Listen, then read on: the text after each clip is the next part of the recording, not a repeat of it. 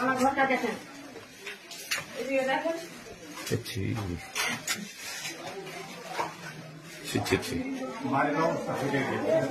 সব ফেটে গেছে। আমরা কোথায় থাকবো? সামনে দেখেন, সামনে এই সব দেখেন, ছাদ সব ফেটে ফেটে পড়ে যাচ্ছে। আমি কোথায় যাবো, কোথায় থাকবো? আমার স্বামীর বেরেনের দোষ, আমার স্বামী কাজ কাম কিছু করতে পারে না। আমি জমি জায়গা বেঁচে সব টাকা পয়সা রেখেছিলাম, সব নিয়ে চলে গেছে। ডাক্তার দেখাই খাই, ছেলে পেলে নিয়ে আমি তো বিড়ি ম্যানেজ করতে পারবো না। আমার সব নিয়ে চলে গেছে। আমার গহনা ছিল, মেয়ের নেকলেস ছিল, আমার ছিল মালা ছিল, 2 কানের ছিল, সব নিয়ে চলে গেছে।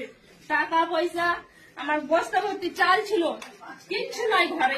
এক বস্তা পেঁয়াজ সব নিয়ে চলে গেছে। আমার স্বামী তো বেরেনের দোষ গুলো কাজু কম আগে হয়নি। কিসের জন্য হচ্ছে? আমরা ছেলে মেলে নিয়ে কোথায় যাবো? বাচ্চা ছেলে নিয়ে কোথায় থাকবো? এইসব পুড়িয়ে দিয়েছে। তো কি নিয়ে থাকবো? কে এইসব করেছে আমাদেরকে?